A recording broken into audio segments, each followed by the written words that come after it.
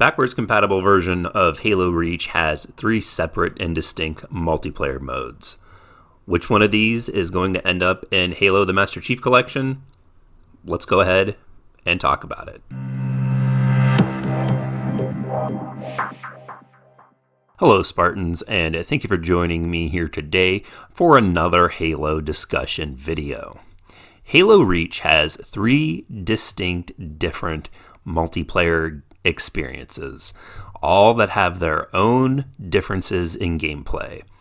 Now the MCC is going to be receiving Halo Reach sometime this year. We are still waiting for the flighting to begin, but once it does, my wonder is what are they going to focus on for the multiplayer? Because remember, the multiplayer is going to be free for anybody that owns the Master Chief Collection. They're only going to be selling the campaign and the firefight modes.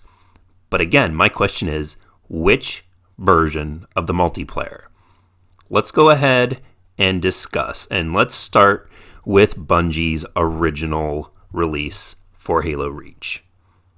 Now, when Halo Reach first released back in 2010, it did something with the Halo formula that not many people that I knew of at the time were a fan of. It introduced reticule bloom for when you fire your weapons. Now, in interviews in the past, Bungie has said that the reticule bloom had always been there, but they never had any type of representation on the screen, and that's what they were adding. And while that might be true, weapons like the assault rifle and the battle rifle from Halo 2 to Halo 3 and the SMG certainly did feel like the more that you fired it, the less accurate it was. But when it comes to other specific weapons, such as the sniper rifle, the handgun, the pistol, those weapons were always very high precision weapons when being used, and adding in the reticule bloom has seemingly slowed down the rate at which you're going to want to fire the weapons. Halo Reach's biggest switch up in gameplay, I feel, was removing the battle rifle and replacing it with the DMR, Designated Marksman Rifle. Now, this is one of my favorite weapons in Halo, and certainly my go-to weapon when playing Reach, whether it's campaign or multiplayer, but this gun was designed around the reticule bloom. Slow-paced shots were highly accurate, and quickly paced shots were less accurate, and then if you were just spamming the trigger button, your shots would go all over the place, seemingly never hitting the enemy when you wanted to.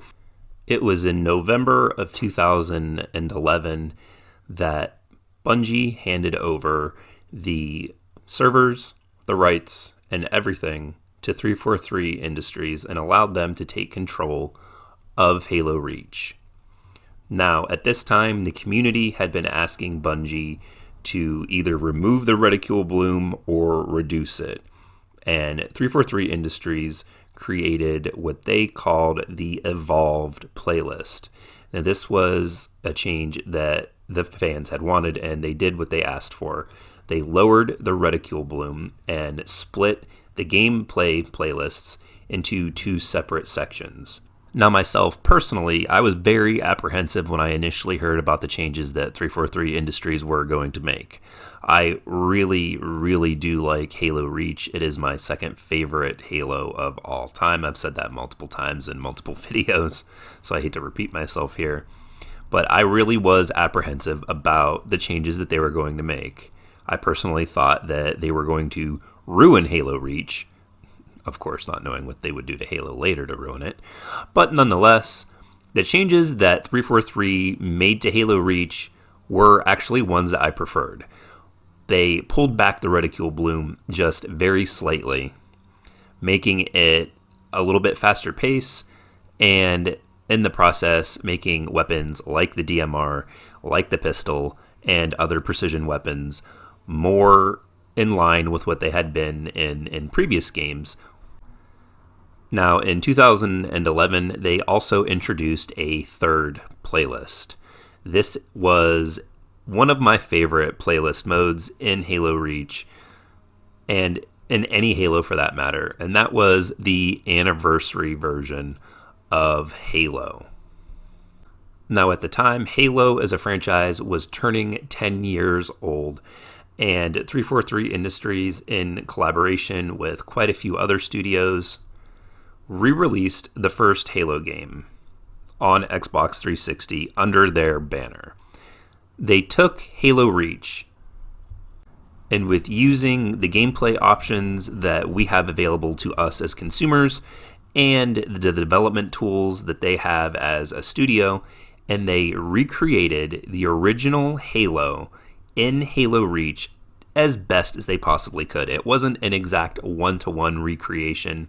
It certainly was different, but it felt very similar. They increased your walking speed, they increased the fall damage, and they tweaked weapons like the pistol so that when you had 3 shots to the head, you died. And they remastered a handful of maps from Halo 1 and brought them into Halo Reach. Now again, this leads me back to the question that I opened the video with. What multiplayer are they bringing from Halo Reach to the MCC? What are they going to be flight testing? Are they going to test all of them? Are they only going to test the improved version that 343 made? Or are they only going to be using the original multiplayer that Bungie developed? It's very unfortunate, but I think that we could actually count out the anniversary playlist, simply just because the reason that they had the playlist at the time was as an homage to the first Halo game. And the reason why they stated that when they re-released the first Halo anniversary in 2011 and they didn't remaster the original multiplayer and make that online was because they did not want to split up the Reach player base at the time. But now, given the Master Chief Collection, the original Halo 1 multiplayer is actually available and had been remastered for that title. So it's very unlikely that they will actually be bringing the Halo Reach version of Halo 1's multiplayer into the MCC. Not saying that we probably won't be able to recreate that with custom games, it's just their official playlist probably will not make it. Now, in the end, when it came down to the multiplayer that Bungie developed and the multiplayer that 343 tweaked and changed, I actually do prefer the 343 changes over what the original multiplayer ended up being. Just because it did add a little bit of speed to everything. It added more accuracy to the weapons. It rewarded more precision shots than it did with the previous multiplayer. But again, the question still stands. Which multiplayer are they going to bring over? The standard or the evolved? What do you guys think?